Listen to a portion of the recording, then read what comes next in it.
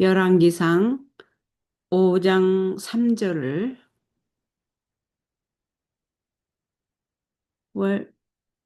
화잇주석으로 영어로 읽습니다. 열왕기상 5장 영어로 화잇주석을 낭독합니다. David's public relations quoted, David had lived in friendship with the people of Tyre and Sidon, who had not in any way molested Israel. Hiram, king of Tyre, acknowledged Jehovah as the true God, and some of the Sidonians were turning from idol worship. Today, in our dealings with our neighbors, we are to be kind and courteous. We are to be as signs in the world, testifying to the power of divine grace to refine and ennoble those who give themselves to God's service. A spirit of sacrifice vital in every phase of our work. The beginnings of Solomon's apostasy may be traced to many seemingly slight deviations from right principles. Associations with idolatrous women was by no means the only cause of his downfall. Among the primary causes that led Solomon into extravagance and tyrannical oppression was his course in developing and cherishing a spirit of covetousness. In the days of ancient Israel, when at the foot of Sinai Moses told the people of the divine command, "Let them make me a sanctuary, that I may dwell among them," the response of the Israelites was accompanied by appropriate gifts.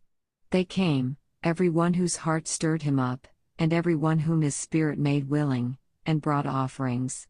For the building of the sanctuary, great and expensive preparations were necessary, a large amount of the most precious and costly material was required, yet the Lord accepted only free will offerings. "Of every man that giveth it willingly with his heart ye shall take my offering," was the divine command repeated by Moses to the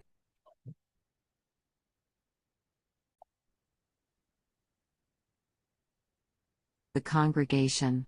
Devotion to God and a spirit of sacrifice were the first requisites in preparing a dwelling place for the Most High.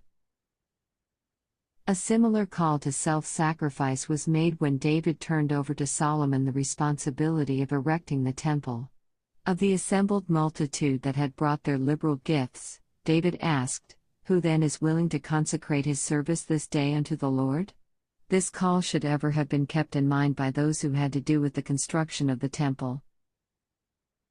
Chosen men were specially endowed by God with skill and wisdom for the construction of the wilderness tabernacle. Moses said unto the children of Israel, "See, the Lord hath called by name Bezaleel, of the tribe of Judah, and he hath filled him with the Spirit of God, in wisdom, in understanding, and in knowledge, and in all manner of workmanship. And he hath put in his heart that he may teach, both he, and Aholiab, of the tribe of Dan. Them hath he filled with wisdom of heart, to work all manner of work, of the engraver, and of the cunning workman, and of the embroiderer, and of the weaver, even of them that do any work, and of those that devise cunning work. Then wrought Bezaleel, and every wise-hearted man, in whom the Lord put wisdom and understanding. Heavenly intelligences cooperated with the workmen whom God himself chose.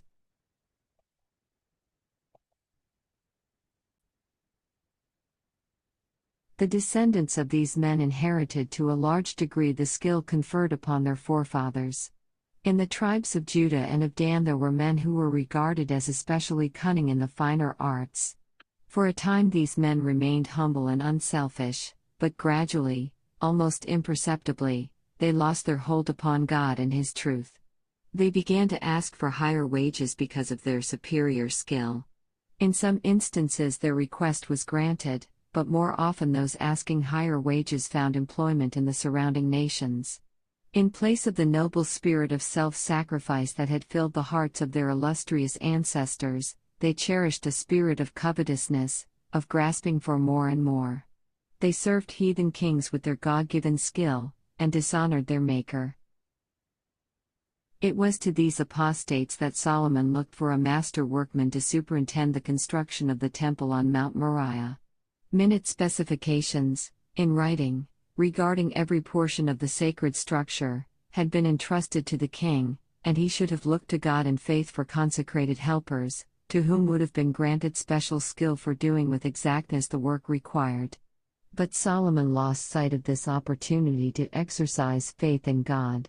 He sent to the king of Tyre for a man cunning to work in gold, and in silver, and in brass, and in iron, and in purple, and crimson, and blue, and that can skill to grave with cunning men, in Judah and in Jerusalem. The Phoenician king responded by sending Huram, a cunning man, endued with understanding, the son of a woman of the daughters of Dan, and his father was a man of Tyre. This master workman, Huram, was a descendant, on his mother's side, of Aholiab, to whom, hundreds of years before, God had given special wisdom for the construction of the tabernacle. Thus at the head of Solomon's company of workmen there was placed an unsanctified man, who demanded large wages because of his unusual skill. Huram's efforts were not prompted by a desire to render his highest service to God.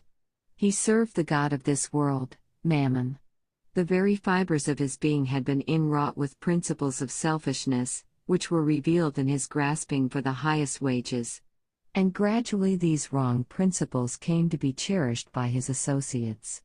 As they labored with him day after day, and yielded to the inclination to compare his wages with their own, they began to lose sight of the holy character of their work, and to dwell upon the difference between their wages and his. Gradually they lost their spirit of self-denial, and fostered a spirit of covetousness. The result was a demand for higher wages, which was granted them.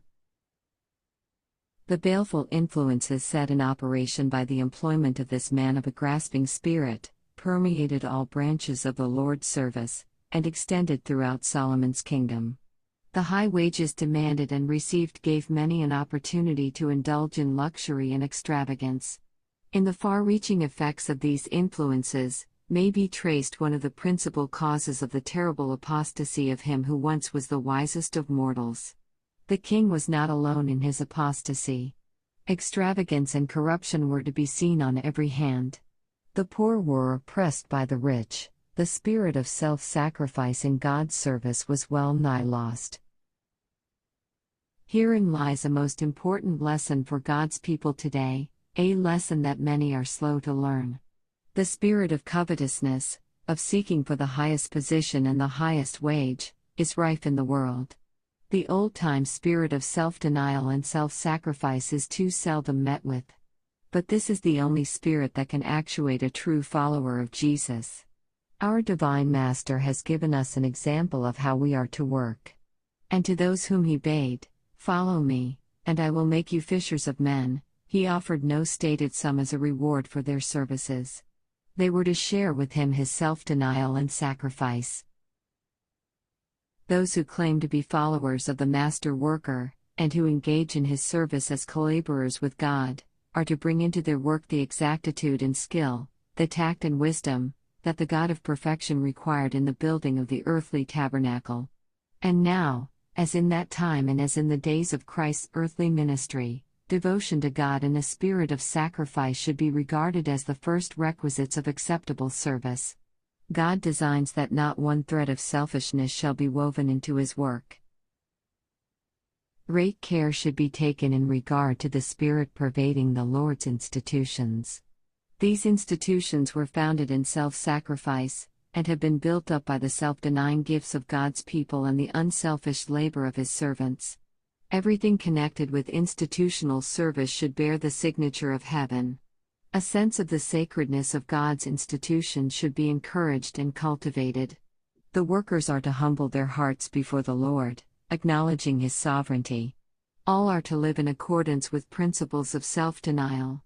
As the true, self-sacrificing laborer, with his spiritual lamp trimmed and burning, strives unselfishly to advance the interests of the institution in which he is working, he will have a precious experience, and will be able to say, "The Lord indeed is in this place." He will feel that he is highly privileged in being permitted to give to the Lord's institution his ability, his service, and his unwearying vigilance. In the early days of the third angel's message, those who established our institutions, and those who labored in them, were actuated by high motives of unselfishness. For their arduous labors they received no more than a mere pittance, barely enough for a meager support. But their hearts were baptized with the ministry of love. The reward of whole-souled liberality was apparent in their close fellowship with the spirit of the master worker. They practiced the closest economy, in order that as many other laborers as possible might be planting the standard of truth in new places. But in time a change came. The spirit of sacrifice was not manifest. In some of our institutions the wages of a few workers was increased beyond reason. Those who received these wages claimed that they deserved a greater sum than others, because of their superior talents. But who gave them their talents, their ability? With the increase of wages came a steady increase of covetousness, which is idolatry, and a steady decline of spirituality. Gross evils crept in, and God was dishonored. The minds of many who witnessed this grasping after higher and still higher wages, were leavened with doubt and unbelief. Strange principles, like evil leaven, permeated nearly the entire body of believers. Many ceased to deny self, and not a few withheld their tithes and offerings. God in His providence called for a reform in His sacred work, which should begin at the heart, and work outwardly. Some who blindly continued to place a high estimate upon their services, were removed. Others received the message given to them, turned to God with full purpose of heart, and learned to abhor their covetous spirit. So far as possible, they endeavored to set a right example before the people by voluntarily reducing their wages. They realized that nothing less than complete transformation in mind and heart would save them from being swept off their feet by some masterly temptation. The work of God in all its wide extent is one, and the same principles should control, the same spirit be revealed, in all its branches. It must bear the stamp of missionary work.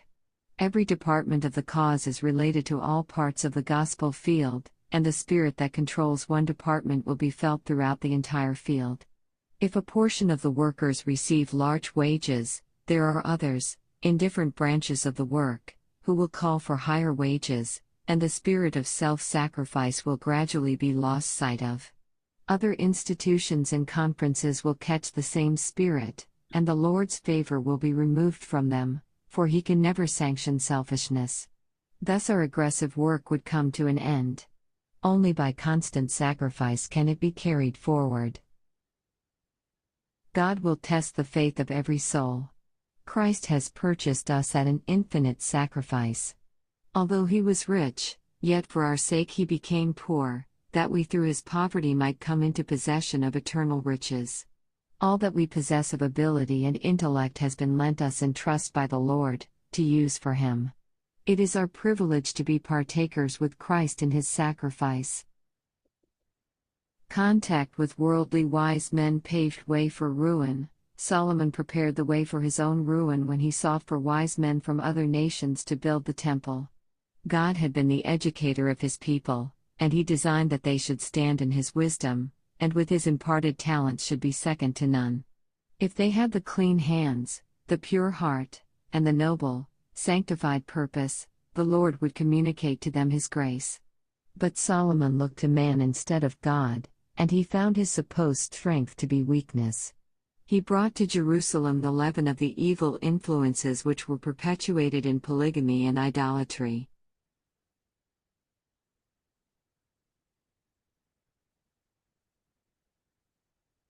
열왕기상 5장을 화잇주석으로 그리고 영어 원문으로 낭독해 드렸습니다. 오늘은 여기까지 하겠습니다.